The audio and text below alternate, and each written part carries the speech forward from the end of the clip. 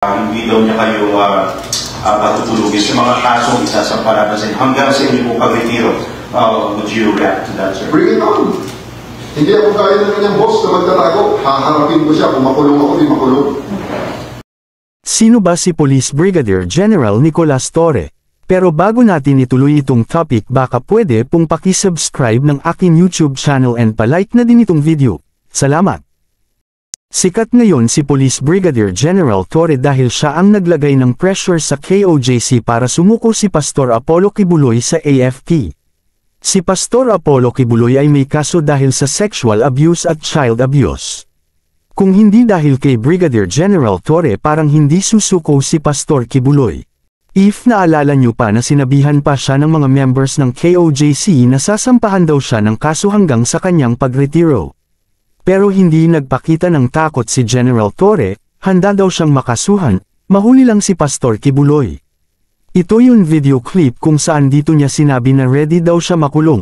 Ito ay galing sa Facebook page ng Police Regional Office 11.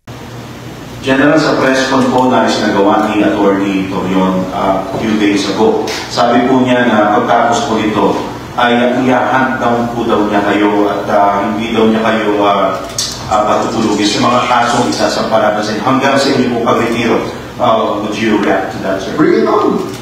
Hindi ako kaya na kanyang boss na magtatago. Haharapin ko siya. Kung makulong ako, di makulong. Di ba? Bakit? Grabe ang tapang ng opisyal na ito. Saludo ako sa iyo, sir. Napakatapang mo at napabilib mo talaga ako. So pag-usapan na natin sino nga ba si Police Brigadier General Torre. Si Nicolas Deloso Torre ay pinanganak noong March 11, 1970 sa Holosulu, pero sa Coronadal, South Cotabato siya lumaki. Si Brigadier General Nicolas Torre naman ay graduate sa PNPA, ang batch niya ay tagapaglungsad class of 1993. Kung mapapansin nyo guys, sa mga dating generals ng PNP ay graduate ng PMA katulad ni former PNP Chief De La Rosa at PNP Chief Elesor. Ngayon guys, at sa mga susunod na taon ay puro na PNPA graduates. So balik tayo sa topic, pag-usapan naman natin kung saan siya na mga lugar na assign. Una ay former commander siya sa Samar Provincial Police Office. Sumunod ay na-assign siya sa NCRPO at naging Deputy Regional Director siya dito. Ang sunod naman ay naging Director siya sa QCPD or Quezon City Police District. Dito niya na-implement ang 3-minute response time ng PNP. Ang sunod ay naging director din siya sa Communications and Electronics Service. At ngayon ay na-assign siya sa Police Regional Office 11 bilang director at siya ang nanguna sa pag-serve ng warrant kay Pastor Apollo Kibuloy. Si Nicolas Torre ay kasalukuyan na may rank na Police Brigadier General, so qualified siya maging PNP Chief next year dahil magre-retiro na si PNP Chief Romel Marvel next year, kasi malapit na siya mag 56 years old sa February 7, 2025.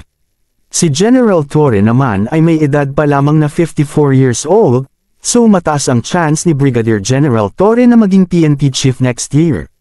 Kung ikaw ang tatanungin, papayag ka ba na maging PNP Chief si Nicolas Deloso Torre?